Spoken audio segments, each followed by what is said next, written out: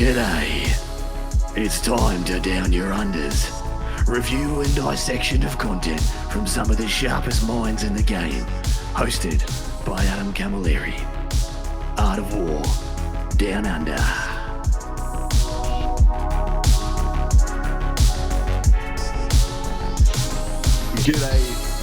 G'day. Welcome to episode 250 of the Art of War Down Under podcast.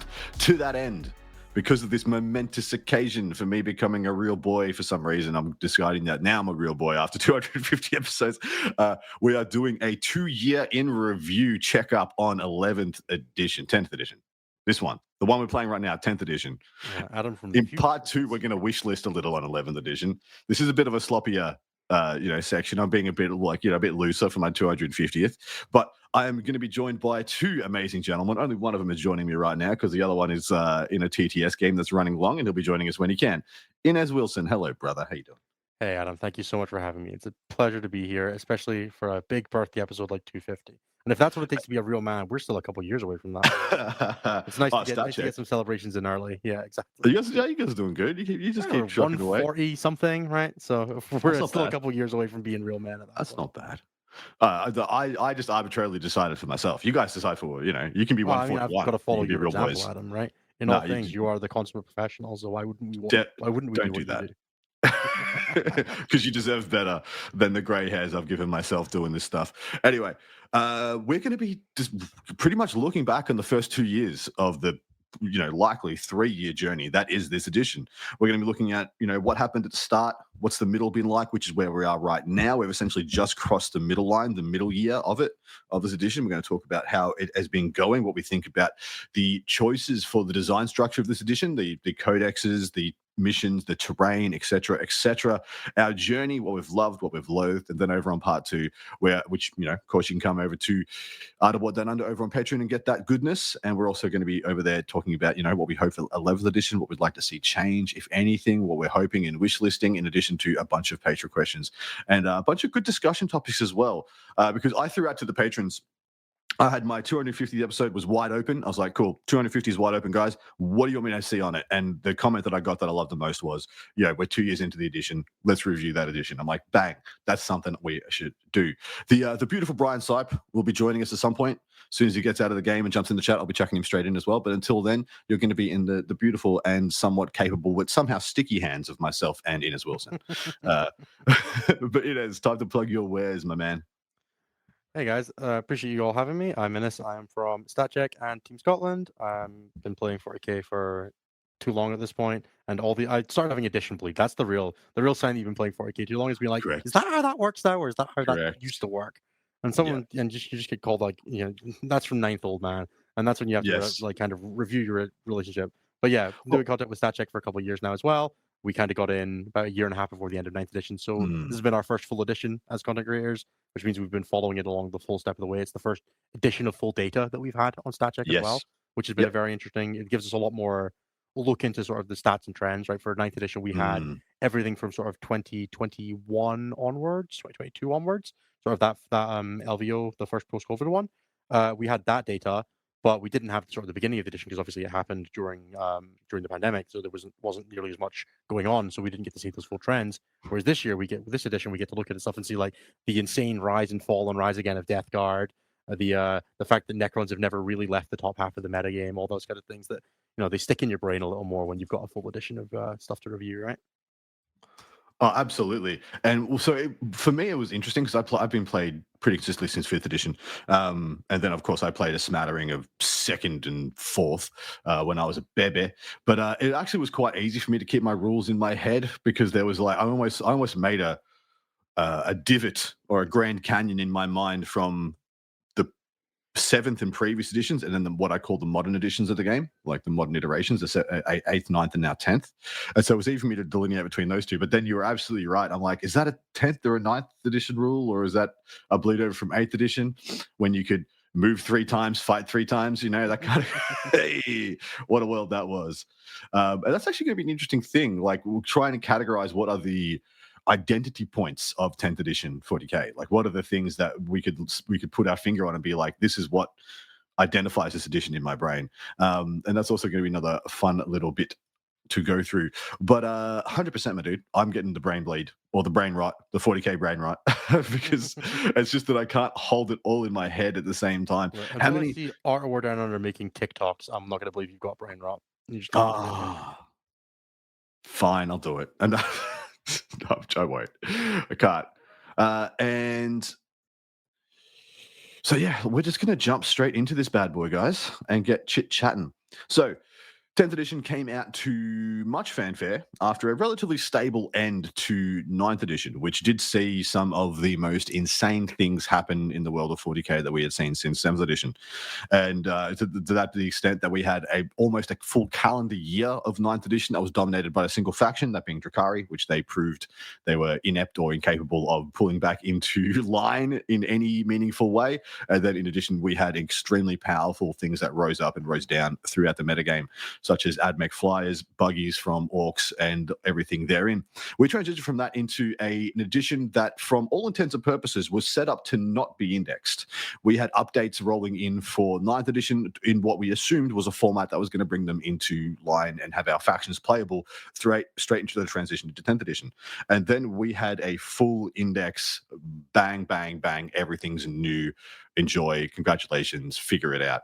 What did you feel about that index jolt that we got from the 9th to 10th transition, Inez? The index jolt is always chaotic, right? I think that's the problem that you have with it compared to sort of like a 7th to like an 8th to 9th tradition is you don't have any fundamentals to fall back on in the same way that you would. You can't look at data. You know, when you go from an update edition, you can look at everything in the context of what has changed, but you still have the isolation of these are the things that were good before. Unless something has strictly changed for it, this will at least be competent still, right? Where you know that this is likely, maybe the new rules impact it slightly negatively, but something else has been impacted more positively, so it falls in the metagame potentially, but it's still going to be the same core concepts. Whereas when you have a full index detachment, the only thing that you can kind of you're relying a lot more on the psychological impact of a unit. When you look at a Death Knight, you know that it is durable, and that's kind of all you have to roll with into the new edition. Is durability good this edition? Maybe. Is the Death Knight's profile effective? And then that combines with Games Workshop having no experience of writing rules for this edition, because ultimately they don't. They're coming in cold.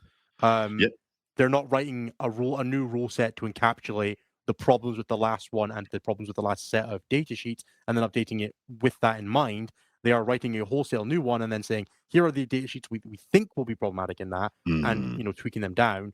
But inevitably, the first 3 months of an index are always going to be, here is the interactions that we missed, because the first day that 10th edition drops, more games are played than happened in the entire playtest cycle. So correct.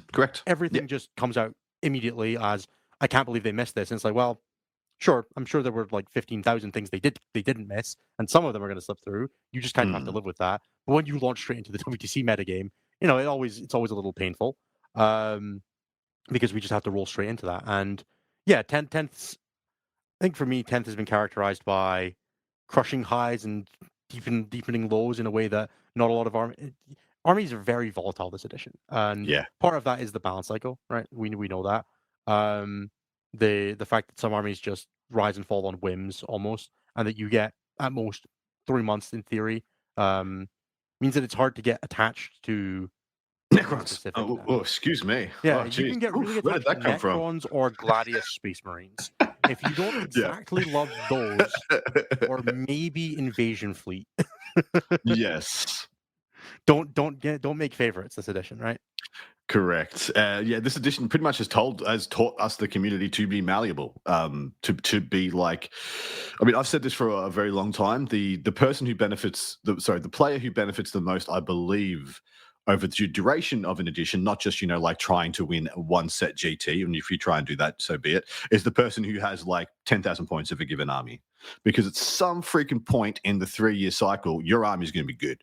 and more than likely not, you'll have stuff within that 10,000 points of a collection. I'm saying 10,000 points arbitrarily because it's a nice round number. Could be 6,000, 7,000, whatever. Where you can flex into your faction and take the stuff as it rolls in, as it becomes good, right on the money, and be first to market with the best press new archetype after the balance. Do you think that has held up for the duration of this edition? For a lot of the edition, I think that's been broadly true, right? The ability to be flexible within your army gives you the ability to respond on a whim when something like Mordaka hits us. Because correct. If you're not the person that owns 30 Lutas, and you're not one of the first 7 people to hit eBay that month, then you are at risk of being, left behind and stuck. And in addition to, along with a lot of things, right? We even had, it's weird to think about, but even stuff like the remember when the Suez Canal got blocked and yes, weren't releasing models for a couple months, and you just couldn't get stuff, right? Yeah. That's the thing that this edition has been, in some senses, characterized by is it's been hard to get models this edition a lot of the time because demand keeps growing within the community for Games Workshop's product, and they are not being able to keep that. And we've had the growth of things like the fear of missing out boxes. So Space Wolves has only just had its Codex release by being out ostensibly for 3 months. We had the same thing with loads of stuff. And, it happened a couple times previous edition, but it's almost every other release now. And it feels like there's been a lot of drag between, is there actually availability of the things you want to play with? Then we had the 6-month stretch without a Codex while we were still playing indexes. Yep. So it's been, in a lot of ways, a game of a lot of stagnation because of lack of availability and lack of releases, but also incredible flux because of balanced data slates. Correct. And the Grotmus detachments, things like that bring in intense change streams at once in a game that hadn't really changed for 6 months outside of that. Absolutely right. Now, I actually had FOMO boxes as one of the topics to talk about because that has been something that's characterized this edition. They have been absolutely prevalent. I think we got a handful last edition. I remember the Templars book last edition came out in a FOMO box, for example, and I believe possibly the Orcs and stuff like that as well. But FOMO boxes have been a stock in trade release mechanic of this edition. Anything that's getting more than just a new Primaris Lieutenant equivalent on their Codex release seems to have all those new models wrapped up into a FOMO box. And those FOMO boxes are extremely divisive in the community. For the armies that aren't getting a FOMO box, it's often there's a character for your release. That character's only in this box. Has the Slaughterbound for World Eaters released individually yet? I think I don't even know. I don't even know either. Yeah, the Benefactus for Genestealer Cult was only in the mixed box for 6 months. Oh yeah. Curated Raveners for Subterranean Assault right now aren't available. Kill Team Typhon's sold out. Yep. So if you want hyper-adapted Raveners for Final Day or Subterranean Assault or Invasion Fleet, I guess you're just gonna have to use your old ones and explain a lot of things to people. Yeah, or stick some bits on them. Just put some plastic glue on them. Chuck them into your bits box. Whatever sticks to them, cool. They're new Raveners. Yeah. There's been a lot of volatility and availability this edition, and I think that's very good thing. And I think the biggest thing that it leads to is just the production metagame, right? Where it takes some time to get your Mordaka list on the table. Correct. So some people will do it, but it's never as bad as it looks. And it leads to a little bit of I want to call data lag, where yes, the new thing drops and it's broken, but nobody how many people have 18 Bogoats ready to go for their Thousand Suns right now? Yeah, you mean Zangor Enlightened? Yeah, Zangor Enlightened. Yeah. Sorry, what'd you call them? Bogoats. Okay, fair. I've never heard that before. I knew what you meant, but I was like, huh? You Bogoat get one free because they're so cheap. Nice. But yeah, 100%. What I really wish on the FOMO boxes is that there was a predictability in the official release. So, okay, cool. Here's the FOMO box. It comes out 6 weeks ahead. We always know 6 weeks after the FOMO box hits, we get the real thing because it's been so. How much of that is Games Workshop's production delay? Them just not knowing how long it'll take for them to be able to to release the second wave. I assume that's the case. I do assume that's the case. This modern release cycle that they've had has really sure, it has created extreme demand, extreme demand. Do you know the only time I remember anything being sold out on Games Workshop before the modern editions of the game was when Naden licked shamed everybody at LVO that year. And then everyone ran out and bought Lictors. And that was it. That was the last time something genuinely sold out internationally. And now it seems like every week. Yeah, and it was oh, this one character's out of stock because they've just not redone the Finecast mode for this in 3 years. Right? Yeah, and then the MFM right now. Yeah, And then an MFM made it good, or a Codex made it good, and everyone wants it. And then like, oh, GDub's like, oh, we haven't made one of those dudes in a decade. We've got what we've got, and that's it. When that's sold out, Forge World is just making Atroposes nonstop right now. Oh, dude. Well, they've made Atropos the best knight in the game. Like, regardless of loyalist or not, Atropos is like the one-stop shop. Anyway, all right. So we got a game that was indexed. Let's go back. We got a game that was indexed. Now we've had the game indexed once before, which was the 7th to 8th edition change, which was the biggest change in rules ideology and overall game overhaul. Right. Since 10th edition, and so some people could say it was the most dramatic because of how ape ridiculous 7th edition had gotten. Whereas, fair enough, it was almost like they were just trying to write a real game in the 2nd edition one, whereas in 8th edition they were like trying to make a modern game rather than let go of so many things. But how was that period, that 6-month period where we were all just playing indexes? Was that a good time at all for anybody? Okay, so like, was it a good time and was it a good game? Very loaded. Wholly different questions. Very loaded, Adam. Did you own an Eldar army or a Custodes army or a Gene Circle army? Yeah. If yes, it's probably pretty fun metagame actually. I think the earliest parts of the decision are strongly characterized by haves and have-nots. There were armies that were good and there were armies that were unplayable. And the game needed a little more time to like get its feet under it before the like chaos of the early.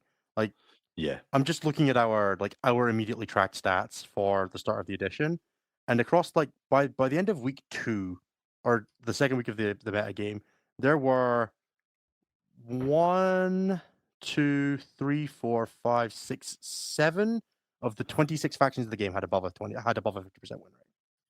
Yeah, wow. That's like Eldar, Imperial Knights, Genestealer Cult, Thousand Sons, Death Watch, Custodes, Chaos Knights were the only factions that had above a 50% win rate. Yep. Sounds about right. That sounds about like the start of the meta game, right? I think if people had known more about Dark Angels, they probably would have been in that set, and then that was probably it. Like everything else was kind of, were you playing Towering Imperial Knights? Were you playing Towering Yunari or Towering Eldar? Were you playing Genestealer Cults? Or were you struggle bussing? And that was. Or were you playing bricks of 10 Custody Guard with shields? Yeah, which even and just surviving everything. Only tracking a 54% win rate. Yeah, which only went down.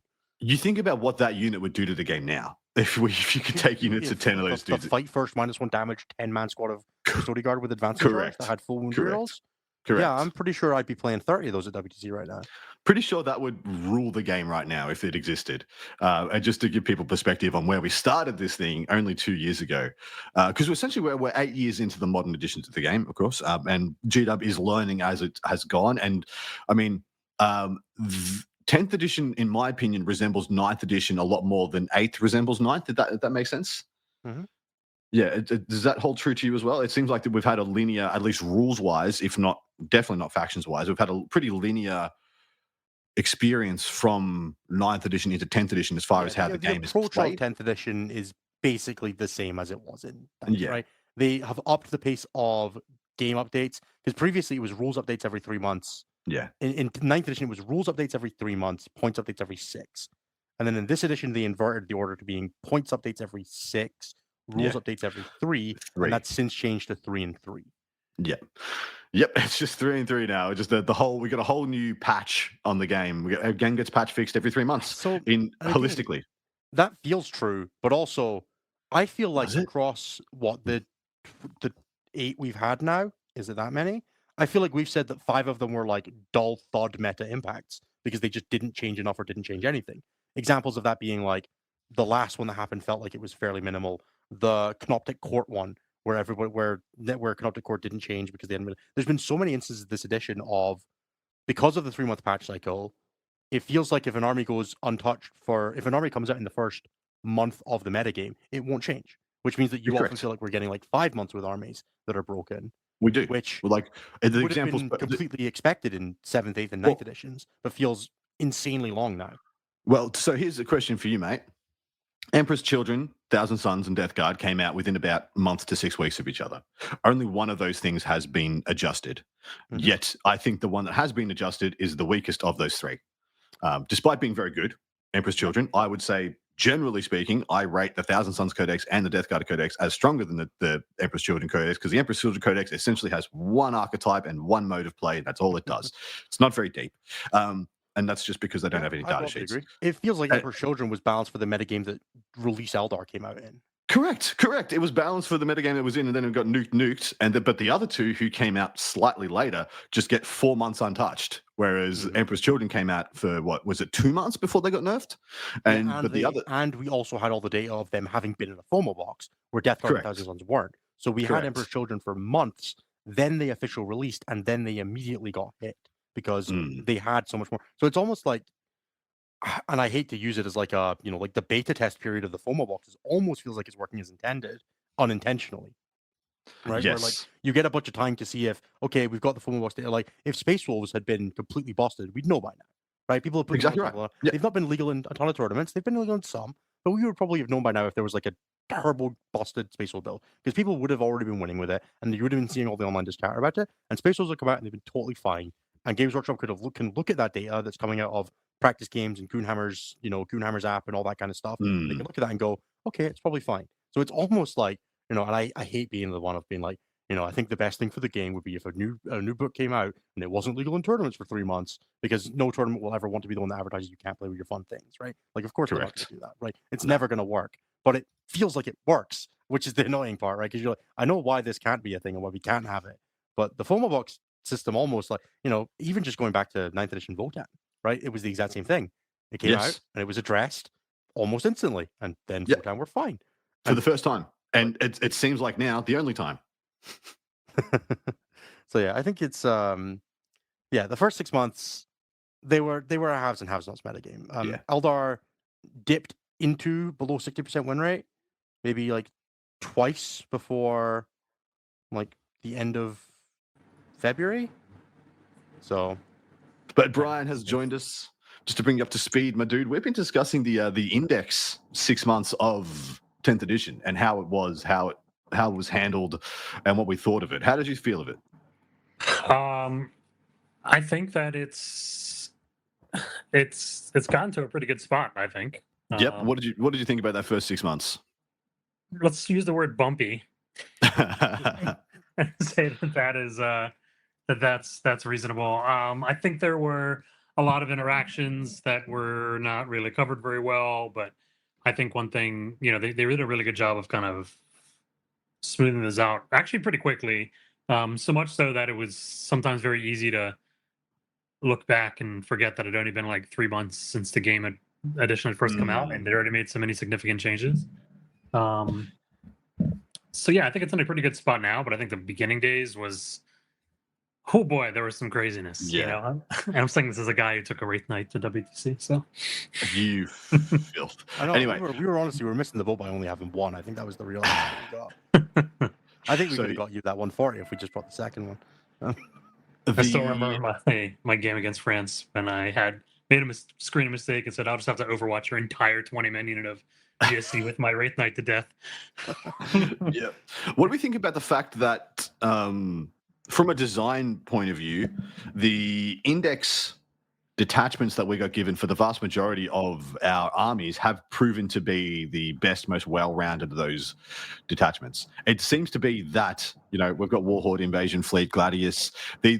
Our first detachments have shown themselves to be some of the best. We had this conversation with someone a couple of weeks ago, actually, and we kind of zoned in on it. It was exactly Tyranids and Gladius, so Invasion, Fleet, Gladius, because they didn't change, and Warhorde, which all didn't change with the index. And other than that, it's actually kind of only Chaos armies that have that, because I don't think you can say that Awakened Dynasty in the Necron Codex was the best version, because I think Hypercrypt was just stronger to begin with. It might have come down now, but across a bunch of codexes, Solar Spear, like in the case of Custodes, there was no way that Shield Host was the best one, though. It had to be rewritten from where it was. In Sisters, Hallowed Martyrs was nowhere near. Nowhere near bringing. It's arguable that like Radzone Core was the original. It's Skitari Hunter cohort you play 100%. Yeah. Eldari, it was devoted of Unead.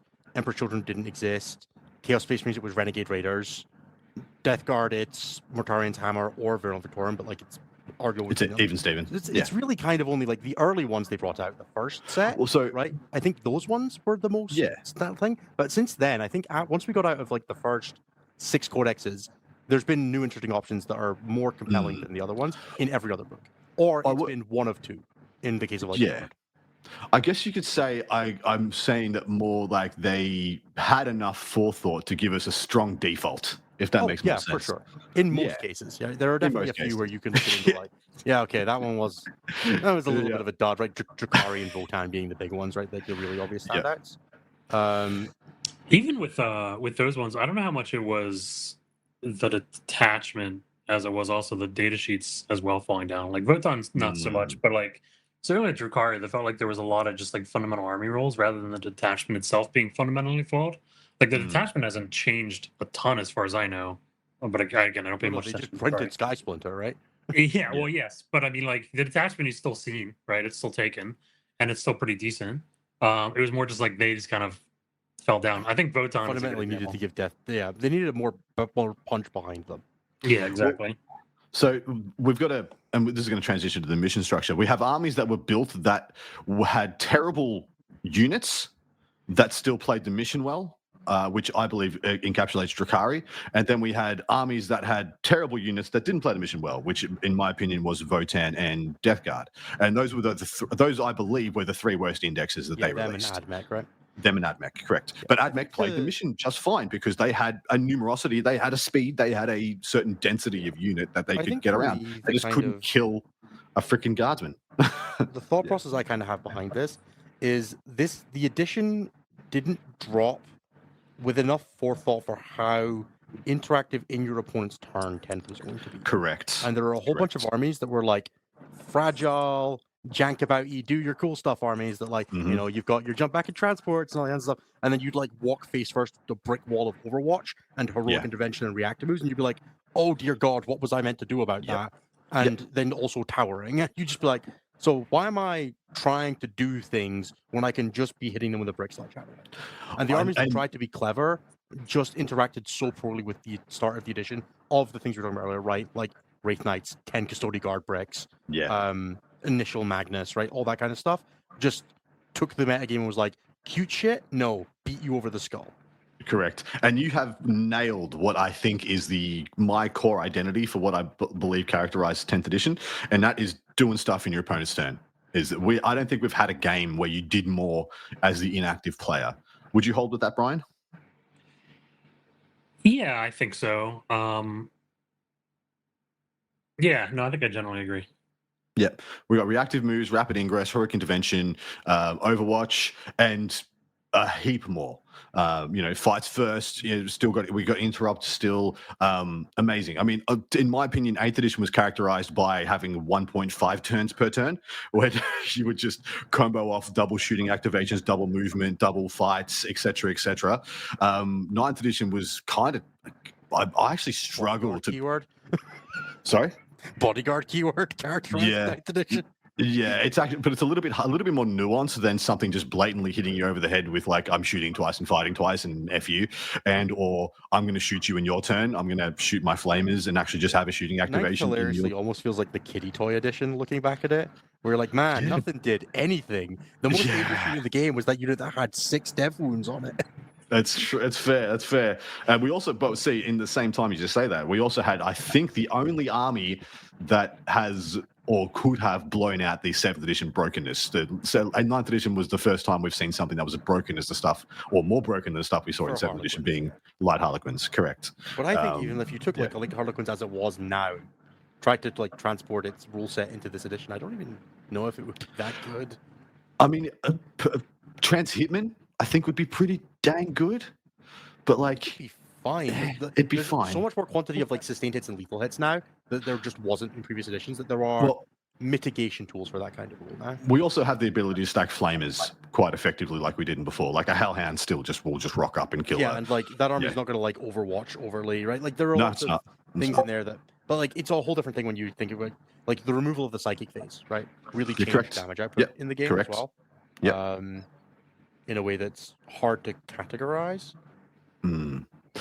So, all right, we get our first couple of codexes for this edition. They are Space Marines and Tyranids. They drop in September of 2023. And they come out to, in my opinion, little fanfare. Firstly, the Tyranids Codex comes out on face value, and still you could say is quite a hollow book in the fact that it has actually. Firstly, when you saw the Codex structure for this edition, were you impressed? I genuinely was impressed when they were bringing out like 5 and 6 detachments per Codex. That was more than I was expecting. I like the Codex structure generally. I think it makes sense. It does a lot of work. The data sheet rule, like the old 34 stratagems, now putting one of them for everybody onto the data sheets, in theory reduces complexity a bit, and the detachments are all, fairly interesting. I think one of the things that the early detachments did poorly is being like, hey, these are the ones that are intended for competitive play, and these are the ones that are intended for your flop armies. Correct. Where it felt like there was a lot of like, hey, all of these are kind of trying, which ones will nail it? Where I think the newer books have done a better job of being like, yeah, the crew hunting pack is, it's there, man. We're not trying to rebalance this for competitive play. Stop it. Brian, what do you think about the Codex structure of 10th edition? Yeah, I mean, generally, I think it was a move in a positive direction. I think reducing the number of stratagems you have to be concerned with in a given game also allows you to increase the power level of some of those stratagems. So you could have some more powerful stratagems in a smaller suite without having to worry about this is available to everybody at any given time. I thought that was pretty cool.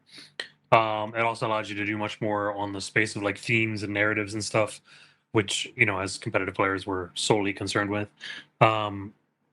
which is I think it's pretty cool because some of the detachments I think they really did a great job on nailing what the flavor that's going on there while also being competitively viable, and I thought that was pretty cool. I do think that they had a bunch of ones where it just was clearly not one of these is not like the others. This one wasn't limit tested with the data sheets available, and I don't think you understood what was going to happen when you gave Catan and Monolith these rules. Yes. So yeah, we had a Codex format for the people at home that was siloed for the first time. Essentially, our detachments were self-contained beasties with their own little selection pools. In previous editions, if you didn't play previous editions, essentially it was just a sandbox of infinite sand.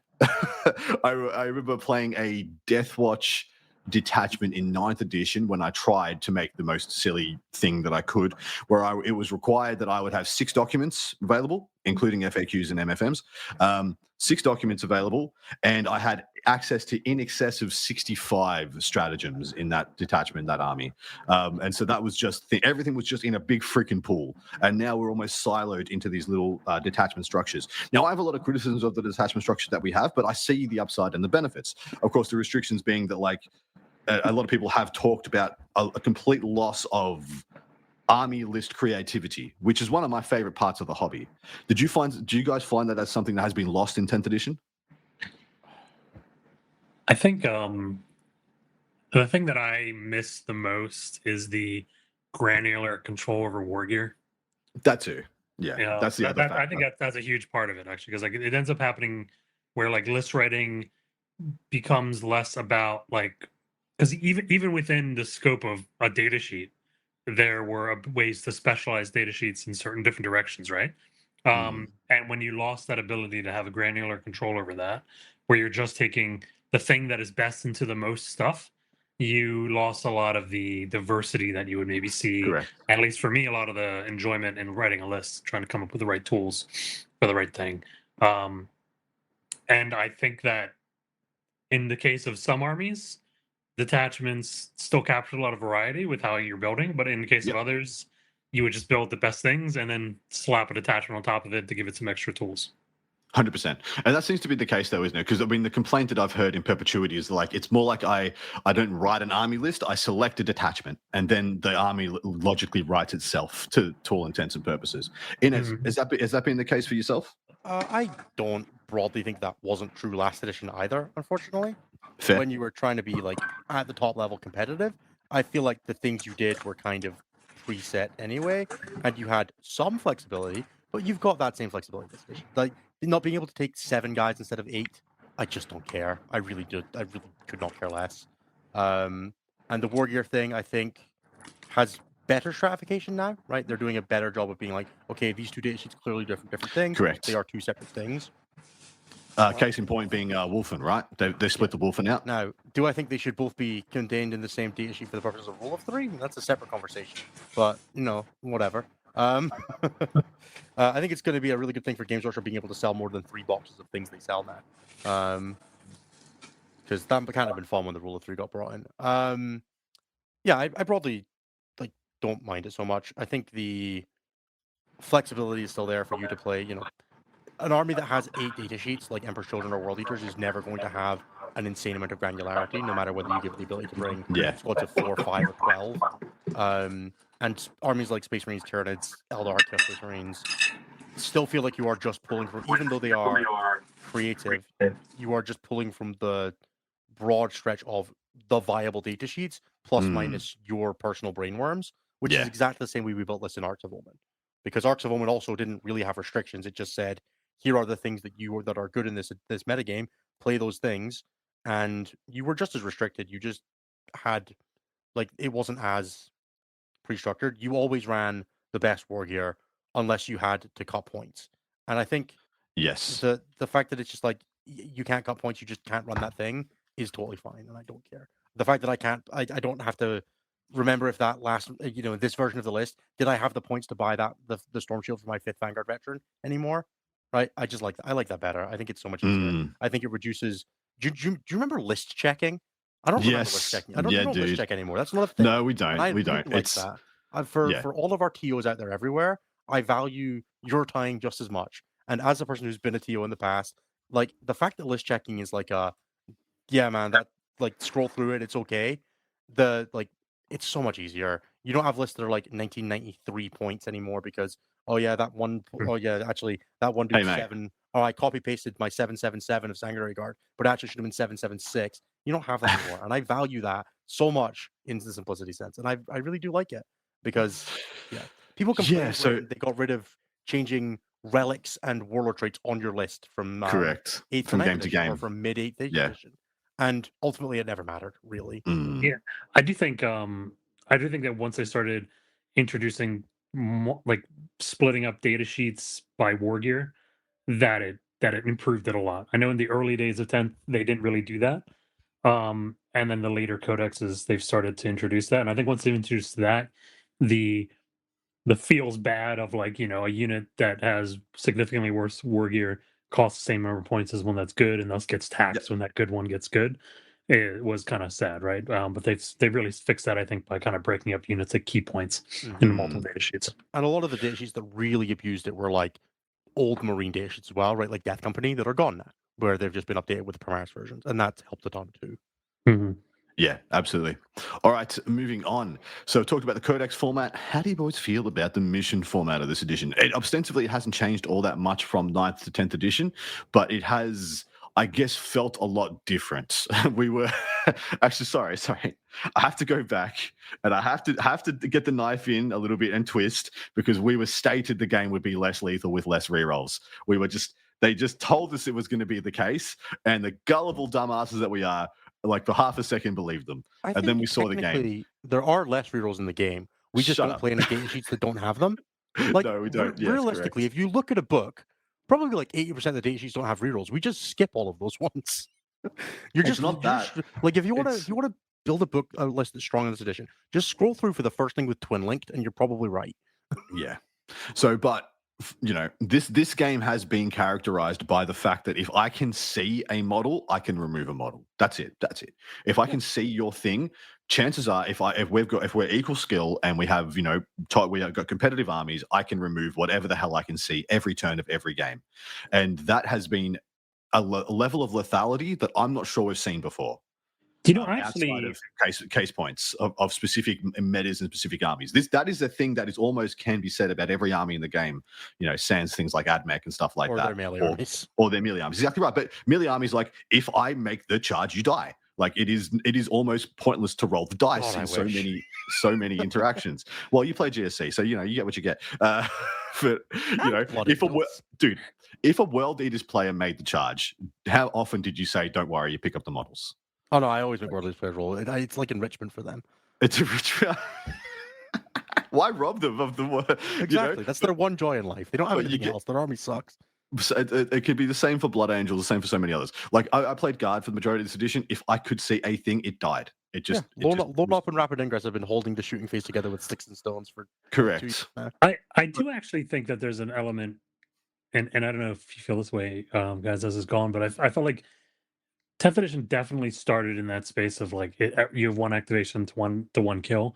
Correct. I felt like as the edition has gone on and like at the state it's in right now, those kinds of things still exist, but I'm also valuing things which are just like a little bit harder to kill than you might want, and like there's now kind of a spectrum, right, where it's not like every unit one taps every other unit. Now you are able to put things into like this space where it's like you have these level of commitments required, and you can choose different units of different types now to put it in, so that like I can put out a unit of tactical of scouts which are going to die to a JPI squad, but if I put out like a I don't know, a spawn unit or something. I know I'm going through different armies here, but put out a spawn unit, it might not, right? And that could create a more interesting dynamic. And I think that is something which I feel like has come up. I think that's as the game's gone on. Totally fair statement. I feel like the implication of defensiveness has become like almost the key mark for this edition in terms of like the trading patterns of it,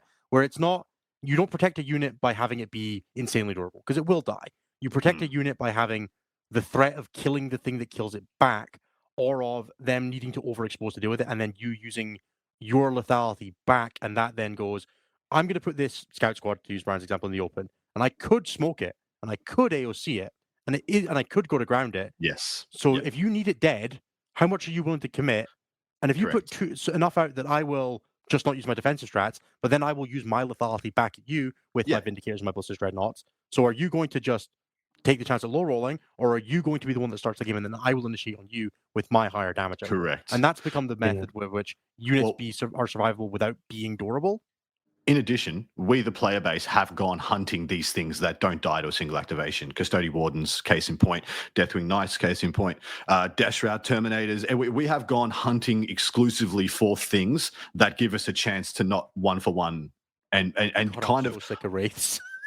Dude, but Necrons is perfect. A perfect example is just the Necron faction. They have exclusively played with things that don't get one shot, and that has been their exclusive purview for the entire, since their Codex came out. They were the only army that could do that. They essentially had the only army and the only unit. I think the best example of that kind of pattern we're talking about there is like the core concept of Devoted of Yniad with Ynnari was, everything will die. Are you willing to suffer the consequences? That was the core question that Ynnari asked you this edition. And it was like the perfect encapsulation of the way this edition has been designed, while being completely broken, obviously. But in MTG parallels, they were playing like the ultimate value build was the Devoted of Yniad. Oh, they were playing Suicide Black, mate. They were like, I'll get my life total down, but you're coming with me. No, it was the ultimate value build because they were essentially playing an 8th edition game where they were the only thing in the game that was playing 8th edition double activation bullshit. And when you're the only one, it's powerful.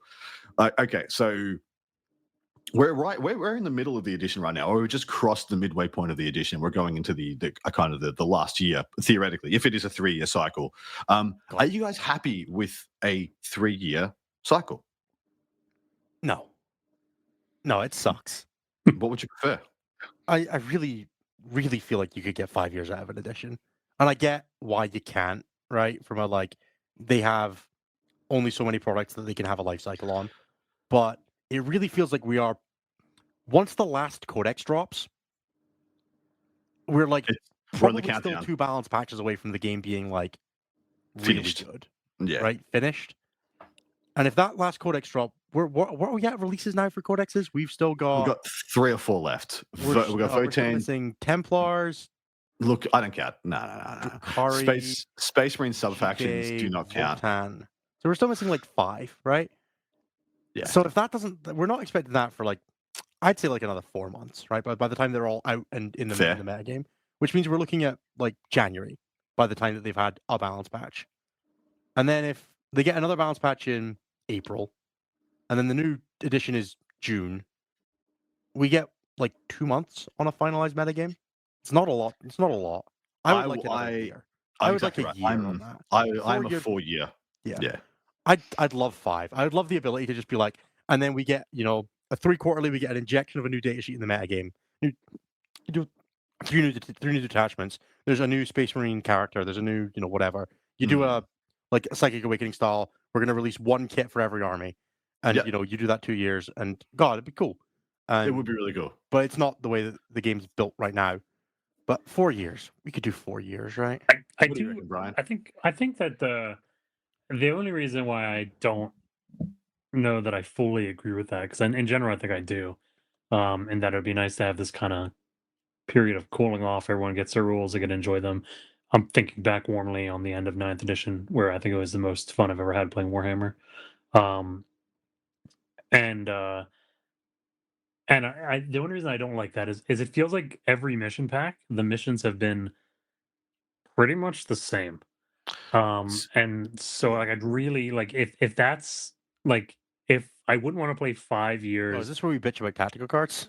Yeah, well, I wouldn't want to play 5 years of like mauve and then beige and then slightly vanilla, like slightly different variations of off-white missions every single every year, built as a totally new like pack.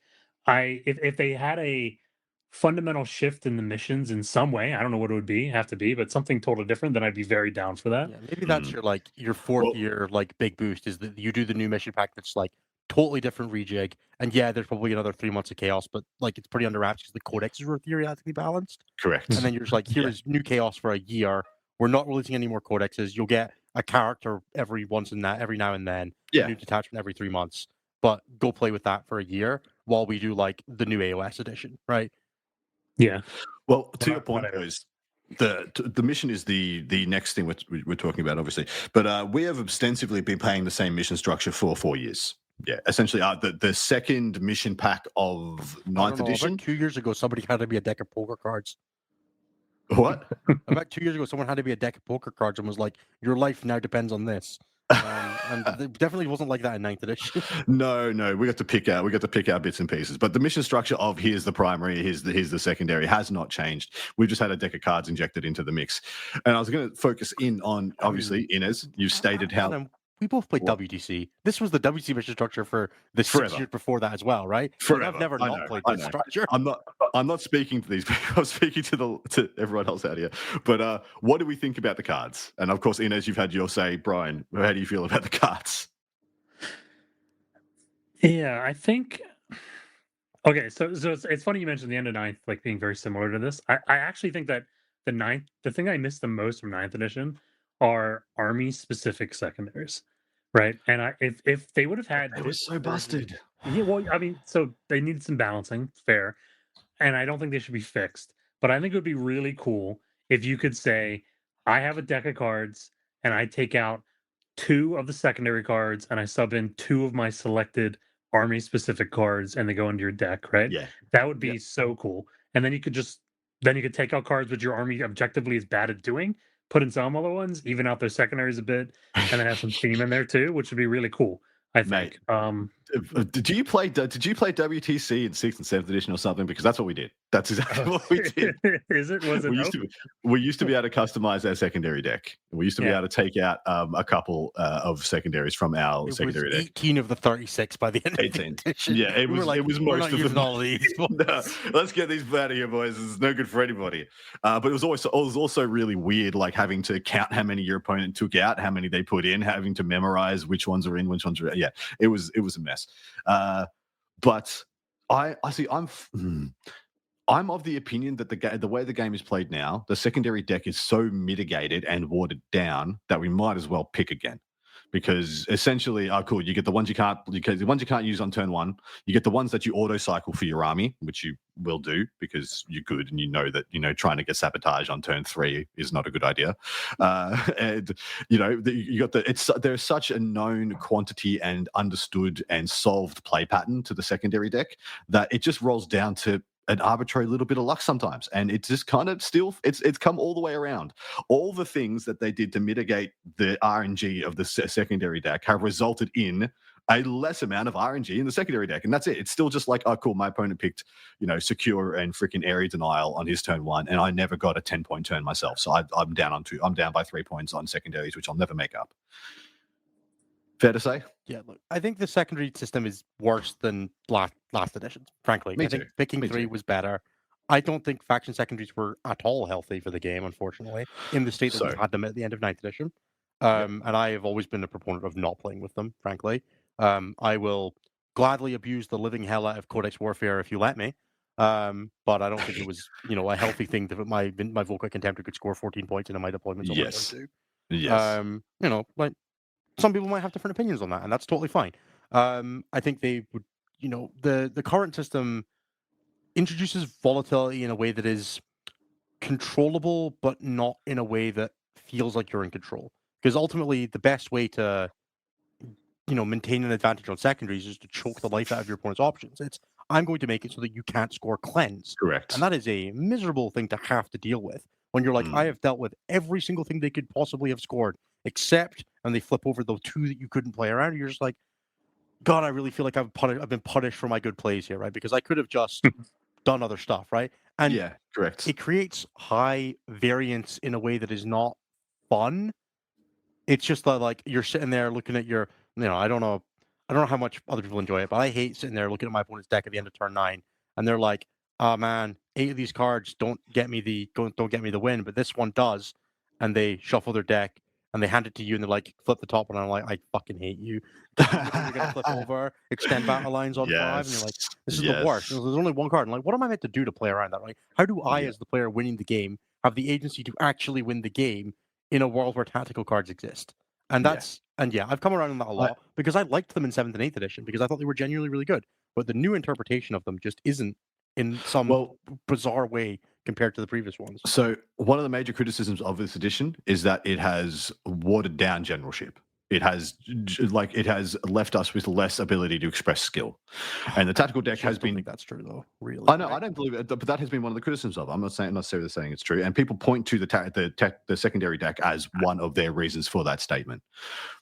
Obviously, Ines, you disagree. Brian, do you disagree? I pointed to Josh's back-to-back second super major win. He just got that while we're calling. Just won leads. Like he just won leads like an hour ago after having won the previous UKT super major. Clearly, being good at the game wins you events. Oh, absolutely. I think that the cards, like, I think that on the surface, and it's easy to look at the cards and say that they're leading you how to play the game, right? And you were following the cards the entire game.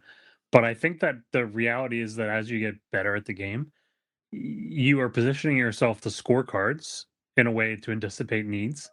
And also, one of the most important skills, I think, is recognizing when not to score a card, like when not to follow the direction of the cards are telling you to do.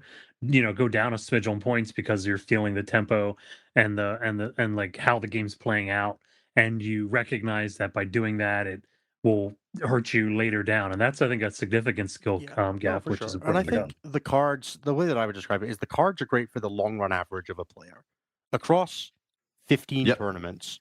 The cards aren't going to affect your win rate because you're going to win as many that you would have lost. You're going to win as many games that you shouldn't have, as you're going to lose games that you shouldn't have. And all across the long run. But for every individual game, there's a little bit of suck, and there doesn't need to be that little bit of suck, right? And I think that's really the bit that I'm like, it's just every game is just a little bit more stressful than it should have been because, man, across the course of 90 tournament games, I'm going to have the same win rate as I would have if these cards weren't here. But in this one game right now, really annoying. Getting more than a little bit of suck. There are definitely some things which, and some like small improvements that they could make, which I really don't understand why they haven't yet, to be honest with you. Like, why is it that you can't just mulligan a card regardless on turn 1? Like, why are goose egg turn 1 still a thing? Still a thing. Yeah. Like, why is overwhelming force still scoreable on turn 1? Like, what are we doing? Like, that stuff like that is like, small improvements like that would significantly improve it, and you can tell how much it improves it because the couple times where they have added that in, like behind enemy lines, for example, you're like, oh, this is so much better. All right. The term one mark for death over 4 straw or mark for death assassinate. Yes. It's like, God, Yeah. I hate this. I feel like, Yep. if Why- you just were why like is that on okay? turn 1, you can draw 3, discard 1, and then some of them have an additional 4 or something like that, right? We're just like just something. Like, I see, Or but even I'm also at a point where I'm just like, if we do like 2 more things to the secondary deck, can we all just scrap the secondary deck? Because it now is no longer an RNG machine that creates interesting things. It's just a known quantity of predictability. And if that's going to be the case, piss it off. Let's go back to the 9th edition structure. Yeah, I almost wish it was like, I think the biggest thing I hate about the mission structure as well with fixed is that they went with 20 points. Wouldn't it be so much more interesting if all the conditions were like a little bit shittier? 18, 17, it was like cleanse for one, or it was like cleanse for 1 and 2, but you picked 4 of them, and you were like, you can cleanse for 1 on 1 objective or 2 on 2 objectives, and it's worth up to 10 points in the game, or it's like 1 and 3 if you do it on 2, and it's like caps at 10 though, and engage, and you were like, I'm gonna pick engage and establish and behind enemy lines and assassination, and I can get up to 10 points on each of them, and caps at 40, and it was just like every one of them is like you could get 2 or 3 points on it a turn. You know, you get 2 points per character kill. Congrats, man. You got 10 on assassinate. But if your opponent only had 4 characters and you're like, oh well, it's only 8, you were just like, I'm alright. It's only 1. Whereas it's not. It's like assassination. They only give 12. Oh man, I really can't punish that. I don't want to play tactical. I feel like that would be. I don't know. I feel like there's just so much. Going with, because we went from 3 secondaries at 15 each to 2 secondaries at 20 each, and that made it so much more of a like, oh, this secondary needs to be really good for me to justify it. Correct. The fail state on a 10 on previous and the fail state of a 10 now, where they're both just about as hard, is catastrophically different. You've lost. It's over. Yeah. It does feel like also like, I mean, to your point of just fixed in general, that you just don't take it, right? Like it has to be very specific. Your opponent has to be like just handing it to you and then begging you to take the secondary, because your army has to be completely, utterly pish actually scoring tactical cards. And the only most of the time, even when your opponent hands it to you on a silver platter, you're like, oh, but I kind of want to gain CP. You know, if you're going to have a CP mechanic, right? Yeah. So it's like the exact case of it has been like your opponent hands it to a silver platter and you had Calgar. Yeah, well, exactly. Yeah, or Azrael, or someone else of that. And then even when that's the case, I have to sit there and be like, is this a trap? Because this shouldn't be an obvious good choice. So I even talk myself out of it when it is a good choice. Yeah, I don't know what they should do for that, but I definitely feel like I wish fixed was more of a choice. You should just remove it. Just get rid of it. Get rid of it. Like if you're not going to use it, if it's not going to be good, if it's going to be a thing that's like, how many times have you had the conversation at the start of the game of, and you're obviously playing tactical, right? And your opponent doesn't even like question it. Your opponent doesn't ask you. They're just putting it in the app. Yeah. Right. Well, so I only started saying that because I up until this point I have just been putting tactical automatically. No one has told me I am incorrect. I've only been asking people since I started playing knights because I think maybe some people do. So like, I'm playing knights. Would you like to go tactical or fixed? I've been playing until then. I just 35 assassinate, 25 call the horde Genestealer cults since November last year, and I think people have picked call against me 3 times and they've never won. Do you know why? Because it's a trap. How common do you think it would be to take fixed if it's something along the lines of like, if you score 0 for one of your fixed secondaries at the end of your turn, you may gain a CP. Like if the CP mechanic was kind of removed, then you were just choosing between the variability of one and the fixed. If I would play an army that like intentionally picked behind and was like 20 VP or 5 CP, I'll take the 5 CP. I would be curious because like, we actually have a chance to win stat on our dashboard, which is like, for the average army, if you hit like 70 points, you're like 80% to win. And I think there's like a decent chance that you could just be like, yeah, I'm just going to take an unscored one. I'm going to take cleanse and never try it. Because like if I'm looking at our stats for Imperial Knights right now, Imperial Knights at a score of 80, which would be the theoretical cap, have a 93% win rate. Damn. So if you hit 80 points, you're winning the game, 13 out of 14 times. But that's kind of something you can engineer with cards anyway, right? Yeah. I mean, you can choose not to. I mean, not as much anymore, but like you can kind of still do that. It's just that you're only like now, if you want to get CP, you have to 100%. also. I think it would be interesting if like the guarantee of it was there.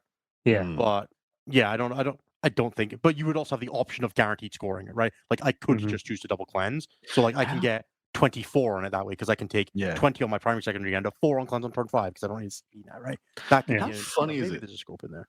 Do you guys remember when we had our loyal 32s that we'd slap into every old little bit of army so we could start the game with 9 CP in our Sorry. I think I've the biggest problem with that. I picked bring it down assassinate against knights, and I didn't kill one turn one, but I should have dropped 3 to 1 health. And then next turn, so I got my CP, and then next turn I collect my 30, and then I didn't score. I didn't get any on turn 3, man. Oh wow, what a shit! Yeah, but that's nice. That's nice though. Like they deserve bad things. Yeah, we kind of do. It's fine. So all right, last topic, boys. Terrain, which I have to say is the worst it's been in the entirety of me playing the game. It's just the state of terrain is terrible. So, do we want to talk about layouts, the cover rules, the towering rules, or all of it? It's just the worst. Okay. Why are like 7 of the GW layouts just garbage? Why does it take me 15 minutes before the start of the game to get out an overlay with inch squared metrics on it and have to perfectly place a table in an exacting, and frustratingly exact formation? Do you know what the actual answer to that is? The actual answer to that is TTS. Yeah, I know. People have precision lines of I'm positioned exactly here. I can't be seen. See, the thing is, those maps are excellent, but I'm lamenting the necessity of them. The fact that's where the game has had to go. Problem, right? Yeah, where the game has had to go to make the game playable, and the fact that essentially a 3-level L is the only terrain piece of any value in this game. Yeah, I think the biggest thing that I miss the most from terrain here is the diversity. Is that there's just it's just ruins. I really like the plates, like the areas, spaces, of the terrain. I think is awesome, but I think the first thing I was going to ask you guys: how do we feel about the plates?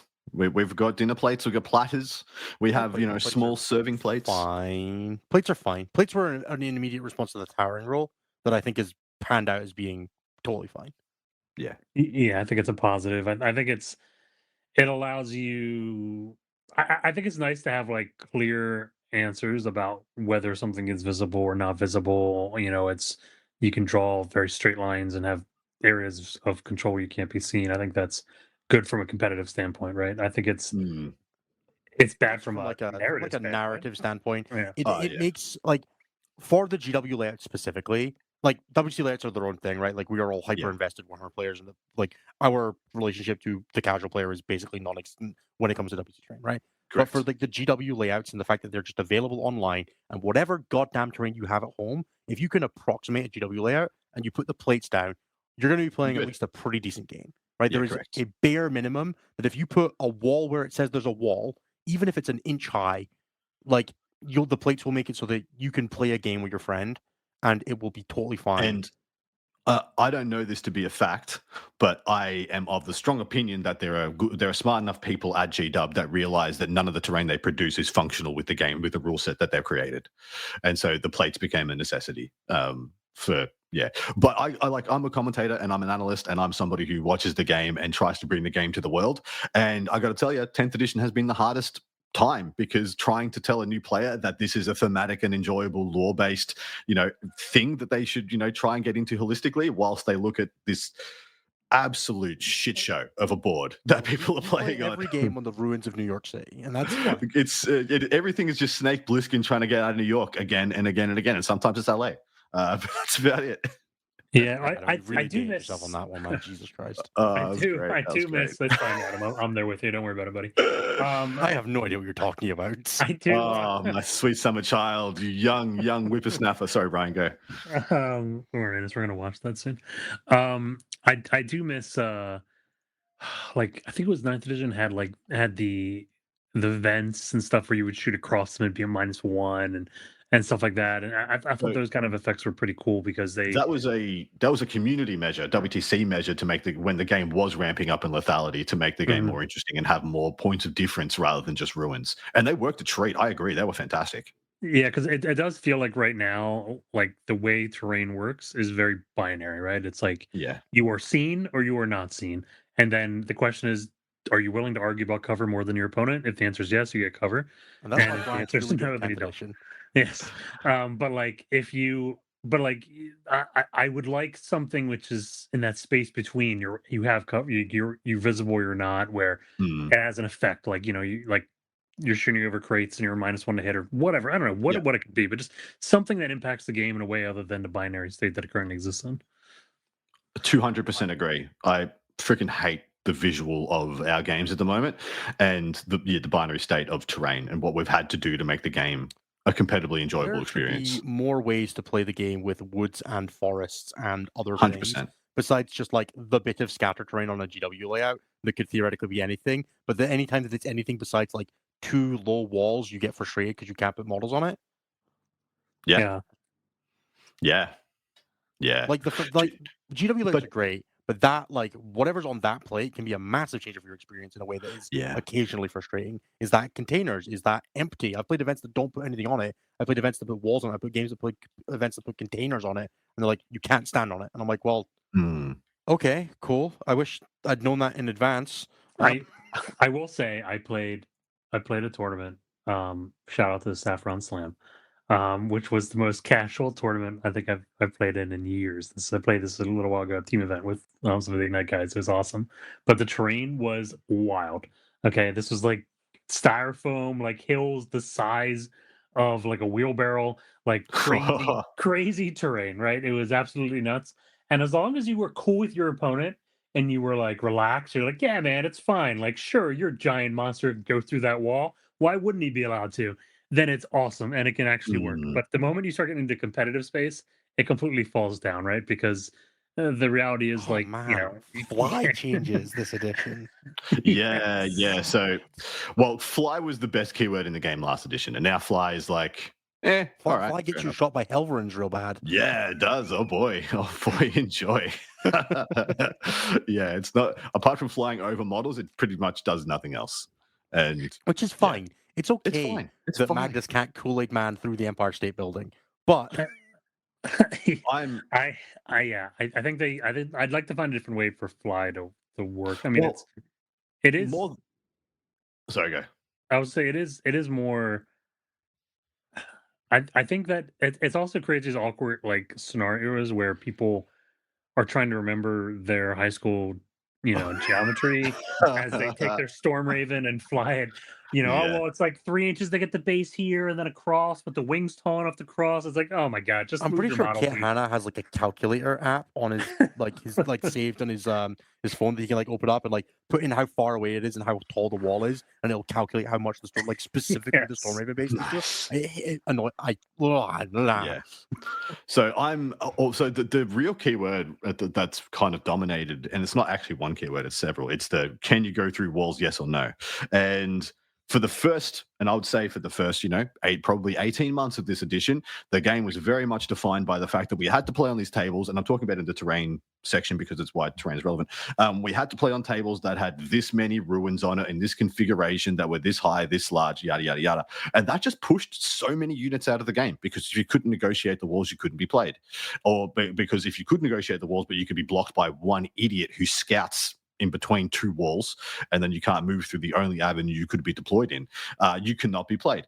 And that has been another hugely defining thing. Like the sheer, and for many of my casual players, people, good mates of mine who are, in my painting crew, who I came into the game playing the game with, who dropped out in 10th, was a significant suspension of their disbelief in the fact that like a Baneblade could not go through a solid wall, but a Gretchen could. And they were like, this game is stupid. And on their metrics, I got to say they're correct. Has that been something you guys have struggled with as well? Unplayable until he could go through walls is a very big part of that, right? Sorry, say again? Like Gulliman being unplayable until he could go through walls. Correct. Yeah. And then suddenly became one of the best models in the game practically overnight alongside other changes. Yep. I do think throwing shade at the mighty Gretchen is a bit harsh, but I Gretchen can obviously navigate it through his shock tunnel, right? That's exactly. That's it. Yeah. I think that I think that they kind of locked themselves into a bit of a design space, right? When they attach the ability to go through walls to descriptive keywords based on like the unit type, where you have things like infantry and beasts and stuff. Now you're in a space where you have units like, say, the Krutox Rampagers, right? Which are these gorilla monsters, and you're like, well, they're not really a beast, they're not really infantry, yeah. so they can't go through walls now. And Yeah, then they don't meet the height limit, right? They've got the rider on top. They're bumping into the yellow bar above it. They're getting parking tickets. Like it's all if bad they space. just would have added like a separate keyword, which was like breachable or something, or breaching or something like that, they could have then attached that to way more things like super heavies, and I think we Yeah. wouldn't be in this situation, right? And they could use that as a way to escape like this unit's not being Weird played that because like of that. knights specifically have it, but the Lord of Skulls, which is basically a knight, just Knight. does nothing, right? Yeah. It does now, though, doesn't it? It didn't get No. the same rule in the recent World Eaters book. Maybe Got in the World ability to go Eaters, through but not walls? in Chaos Space Marines. Yeah, not in Chaos Space Marines. Yeah, I Right? believe Like, so. and I feel like that's the kind of thing where you could just be like, that could just be attached to the Titanic rule, right? It really could. Yeah, could be for sure. All right, we are coming I have into our one more I really want to quickly touch on. Do How it. stupid is it that degradation is just -1 to hit now? I know. Yeah. And it doesn't stack with anything else. Anything. So if you're stealthed and degraded, doesn't matter. I was that just bugs me. I was I just just wanna put that out thinking there. yeah, I was just thinking how it's nice that they're starting with knights to introduce like OC changes and stuff like that, but Mm. I was just thinking the other day of how like a tank and it gets degraded that it doesn't like move slower, and I'm like, why does it not move slower? You just blew off half its tracks, and it's like, no, I'm fine. I just like my visor's a little Well- smudgy, you know. Well, yeah, In combat, shooting a lightning fasted, stealthy LR Ranger unit still just hits on 4. It's on minus one. 3s, Yeah. goes to Yeah. 4s because Yeah. because Gardener plus the skill buff. So 100% I agree with that. It used to be that, so people who don't know, it used to be you lost weapon skill, boost skill, movement Or as well. attack, And or movement, strength, or you lost Yeah. 3 characteristics from a table. correct. And I think usually it was movement always, and movement was the killer. Like I remember, if you charged Lehman Russ and you got over the halfway point of its hull down the sides, like you've got past the sponsons and you degraded it, it couldn't fall back because it couldn't move back far enough to get out of combat. The best engagement strats in range. books used to be act top bracket. Correct. That used to be the bee's knees. It used to be, and now it's can you go through a wall and or get minus damage or yeah. Like, I feel like that's a point of interaction. Like I would have really liked to see that just be changed to be -1 weapon skill plus skill instead of -1 to hit, so that it actually stacked with like actually attacking vehicles stacked in combat. Because it feels like this edition, more than anything else for me, has been defined by being the vehicles edition. Despite everything, it feels like this edition, the best thing to be has been to be a vehicle because they interact so much better with cover rules. Their durability was increased in a way that was very meaningful for most melee profiles. Not all, but most melee profiles. Most armies significantly struggle to nickel and dime a vehicle to death in combat now, right? In shooting, you can usually pack it together, but in melee, if you're not a dedicated anti-tank melee unit, you might as well not bother rolling your attacks. Well, that's actually interesting you say that because in the previous section we just talked about how the things that can't go through walls were disincentivized. So it's actually fascinating you say that vehicles are still the dominant. Profile. It's very interesting to be like, yeah, I recognize that they have a bunch of problems, but they've also broadly been very efficient data sheets for all that. Yeah, and it feels like vehicles are just really cheap because they can't go through walls. I think that's kind of the big takeaway is that they've been so cheap that you just get like 6 of them. Yeah. How many dominant vehicle archetypes have we had in the game so far? I mean, of course, we had the Ironstorm meta, which was bull crap. We've got Death Guard right now, which has a dominant mechanized archetype. Chaos Knights, the entire edition. 11 dogs plus allies has been totally fine. Those the sisters had a pretty heavy mechanized SKU for a while. Yeah, Bringers of Flame. Absolutely. Necrons. Very heavily vehicle based. Yep, 100%. I mean, so you could even say you could say almost the start is the entire duration because the double oath archetype was a mechanized archetype. It was triple ballistas, triple Vindy. And I mean switching to Stormlance doesn't change anything. You're just swapping out for speeders and beginning. Tau's best builds have almost universally been Riptide and either suit based, right? Really, Riptide and either Sky Rays or Hammerheads or both. Yeah, I think it's also worth Peak of Guard as well. Yeah. Yes, I think it's also worth just talking about just how good transports were this edition, right? Oh, baby, transports have been so incredibly good this edition, and they've been largely, I think, on the whole, underpriced the entire edition, just as a whole. So, it's that mitigation of the lethality, right? You can get a second life and the option to disembark in a way that punishes your opponent as long as you're careful with the move placement of them, right? It's been the addition of the Rhino, the truck, the Sagittarius. Correct. And 100%, this is the best transports I've ever felt since they were free in 7th edition for Space Marines. It essentially is the best that they've felt in so long. I actually think that's one of the biggest wins of the edition, bringing transports back into the game because essentially, like, maybe you brought one in select armies. Like I used to bring, 2 in guard because, yeah, sure, you needed a couple of transports, but that was because I played a repulsor in my end of Arcs of Omen list specifically. Yeah, I remember. Occasional times were really short range things, but you couldn't. Getting out at the end of the movement is a new thing this edition. That Exactly was right. the biggest Yeah. differentiator, right? That used to be and now there were times in 9th edition where the Raider was probably the best AOC in the game at inception, but that was more because it was fly and efficiently shooty, and because Dark Elder were too cheap than because of Raiders specifically. And other than that, it was you would maybe see a Rhino here, an Impulsor there. Yeah, there was also open top. Right? A lot of times the open top vehicles had a disproportionate 100%. impact on the game back in 9th too. Yeah. We played the best Gene Cult list, played Rock Grinders sometimes, right? But that was because they were a good data sheet beside and were a transport. It kind of felt like you would occasionally just sideline into a data sheet that was good. But the fact that the Land Raider Redeemer, and I don't think it's amazing right now, but Land Raider Redeemer was a genuinely incredible unit piece at the beginning of this, to the degree that it's been nerfed.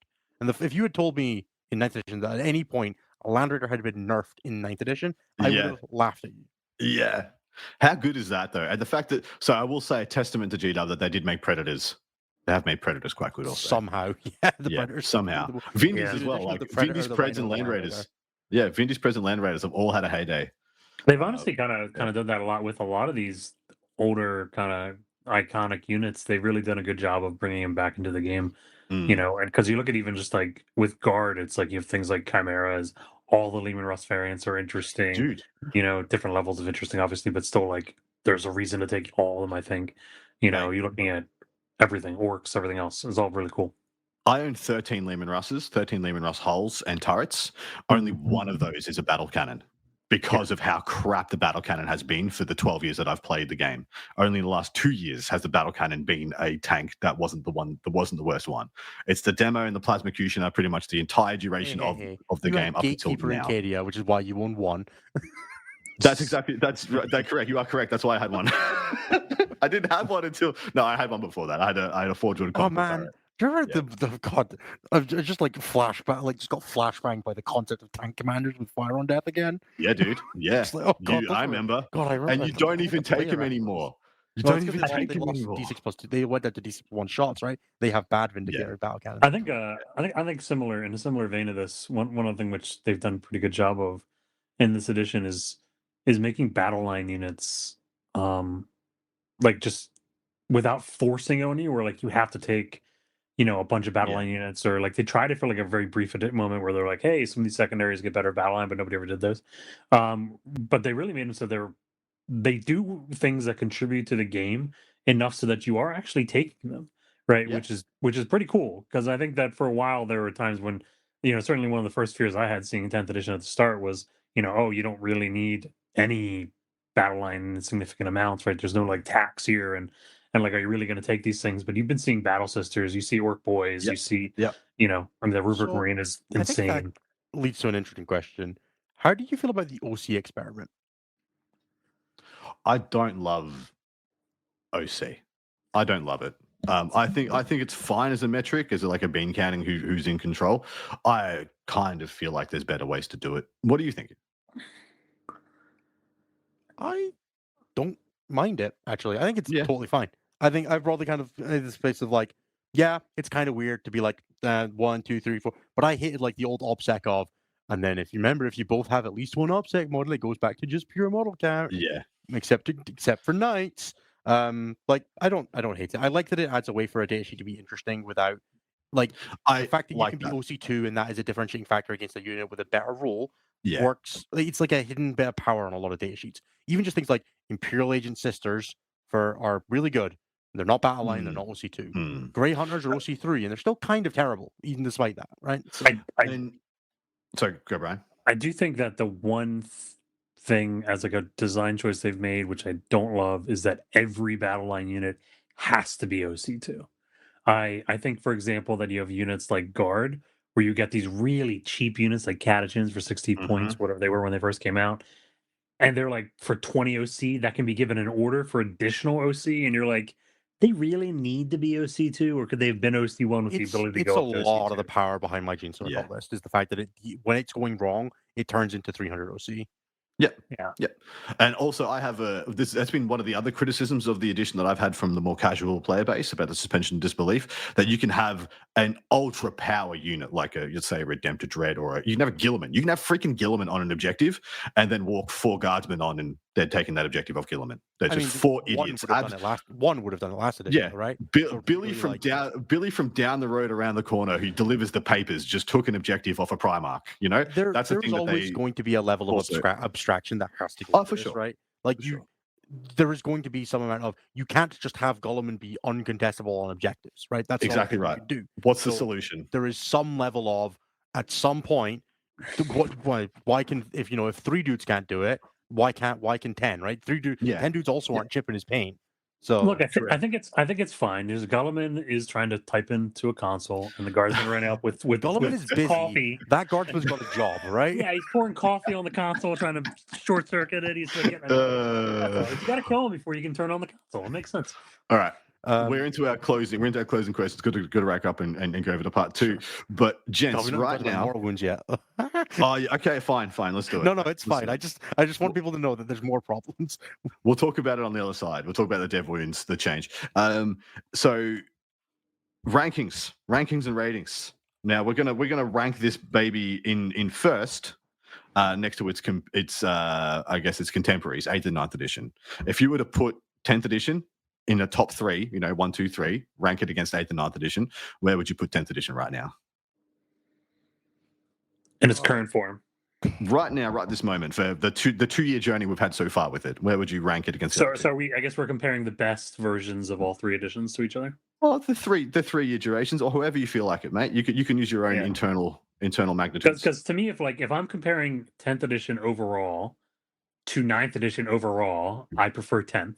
Right, but if I'm comparing the best versions of it, I would probably put 9th, then 10th, and then 8th. Ooh, I think Ines is going to have a little different. What do you reckon, mate? No, I actually completely agree. I think the best that 9th ever was is better than 10th is, but I think overall, 10th just the direction of 10th. I like the speed of balance. The speed of balance in 9th was really slow. Really slow. Well, COVID had a lot to do with that, I assume. Sure, but we played the first 2 years of it without that, right?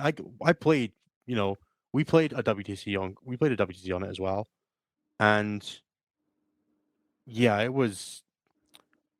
I don't know. There's also a degree of 9th edition was 2 years ago, and you stopped playing it towards the end, right? Because that's what you do. I remember a lot of 9th edition. I find the conversations I have about 10th edition are a lot more interesting than the conversations I have about 9th edition. The people that I talk to about the game now are a lot more involved, engaged, care more. Where 9th edition, I think it's made it easier to be a faction one trick. If you want to just love a faction this edition, it's easier to do it. Absolutely. And I think that has a lot of value. As somebody who doesn't do that, it's had a lot of value for my friends and colleagues that love playing one army, that they feel like they've got so much more ability to jump from thing to thing. Changing from Cult of Strife to, Cult of the Red Blade didn't feel like a change. Whereas, my tier to playing friends can go, all right, I'm going to play Vanguard for 3 months. And then they get bored of Vanguard and they're like, oh, I'm going to go play Invasion Fleet. And it's completely different. Well, that's kind of interesting, I think. Actually, would you say, Innes, that is, do you think that how much of that do you think is the edition, 10th edition versus 9th edition? How much of that do you think is just the maturity of the scene? Where like the game's been around longer, the competitive scene's been around and embraced on a much larger audience longer and better, and that's causing people to look at the game in a more interesting way and playing it more. Maybe it is, but we exist in the context of the editions we're playing right now, right? And my experience of playing 10th edition has been better than my experience of 9th edition. I would broadly say I was better at 9th edition. I had more like high level success, like on it from a singles perspective, but I felt like 9th was an edition where you broke a list and it was good for a bit and you won because your list was fucked. And then you moved on. And you caught those highs occasionally. Whereas 10th has felt a lot more like the fundamentals of being a good Warhammer player are what are truly rewarded. And I like that better. Yeah. I have to say I rank 9th as my least favorite of the 3. And 8th was awful. See, I quite liked 8th. I quite liked 8th because when I lost, my opponent did some miraculous, insane, awesome crap that I didn't see coming, and did a double activation I piling felt like into a 8th flank. was more than anything else was a memory test. Dude, it was spectacular though. Like the playbook was spectacular. I think 7th was better than 8th for that. I do. I do too. If we're getting wild, I do too. I think no. Like, so to put it this way, I think if you want that kind of experience of true wild, throw shit at the wall and see what sticks, 7th did that better than 8th edition while being a worse game. But if that's the experience, if you're chasing the high of anything can happen and it's on you to stop it, 7th created that experience better. Yeah, agree. I don't think 7th was a better game than 8th edition. Not even fucking close. But I think that experience is better curated for by 8th, whereas 9th was much more nuanced. I find 9th was probably the best competitive game of the set. It was definitely but see, at the same time, I found 9th very boring. I would agree. I found 9th extremely. In a lot of ways, boring is what competitive is looking for, right? It is fair. So I've got it currently right now as 10th. I actually think is better than the rest. 10th, then 8th, then 9th. But we will have to wait and see what the last year doth bring, because it could go straight to hell, or herald in another absolutely. Look, if Death Guard get compensation buffs, I'm going to start seeing 7th better than 10th. So. You think they're on the same teat as the Necrons? Look, I just refuse. I just refuse to play against Death. If Death Guard players get like 10 points off Plague Marines, I'm just going into my hole for 3 months. I'll go back. I'll go back to work in retail. But see, I'll quit my job. That's something you can say about 10th edition though, because like you can just be like, yeah, cool. I'm just gonna go play an online game for 3 months. I'm gonna go back to WoW for an expansion, and then come back and if I disappear the league, you guys will never see me again. So let's not do that. There's actually one last final thought there, which is interesting because you mentioned the WoW for a little while. Is I do feel like 10th more so the 9th and that more so than 8th has been one where if you take like a little bit of time off, you fall so far behind. True. Which it feels like that is escalating in some ways, where on one hand it's becoming simpler, it's also becoming much harder to keep up, which is I think an interesting dynamic. I mean, if you took the last 2 months off the game, holy crap, it's a new game. We got what 3 codexes, an upskinned index, an MFM, and a slate in the last 2 months. The game is completely different, and three new detachments. And like, holy crap, that's 2 months of content. That's not every 2 months, but that's a thing that can happen. Like, did you go away for Christmas and miss Grotmas? At the start of the year. Sweet mother of mercy. Pay attention to like 4 Grotmas detachments. What are we doing? Yeah, I know. But did you read Bile and Star Shatter? You were fine. Yeah, you were fine. But you know what I mean. The kind of, you can just get so much content at the drop of a hat. But anyway, on that note, we're going to wrap this one up and go over and record part 2, where we've got a bunch of beautiful discussion questions.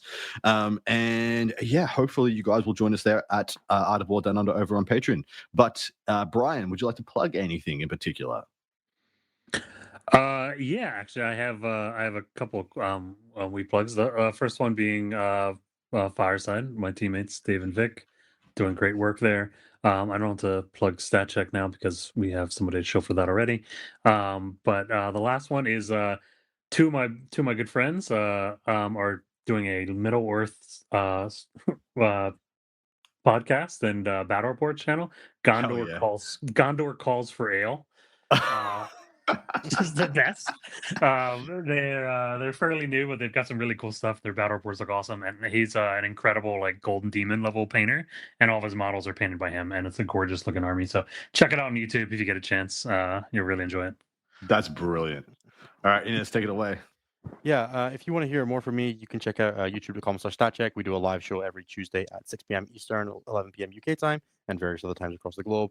If you want to hear more from me, Anthony Vanella, Jeremy Atkinson, Nathan Henning, we're live there. You can also find more from our stuff on our website. If you want to see any of the stats that I was referencing over this, whether that's the metagame breakdowns, all the stuff that I was talking about at the beginning of the show, that's stat-check.com/the-meta, and you can see everything there and pull all of our information. We've got stuff going back to all the way through 9th edition if you want to go and look at it and see how it compares the highs and lows. You can see how Eldar didn't drop below 50% until so September 2024 was the first time they dropped below 50% in this edition, basically. Jesus. Yeah, so you can see how Necrons never left the top half. I've literally dipped below the top half at 49% a couple of times, since they came out of the gutters right at the start of the edition.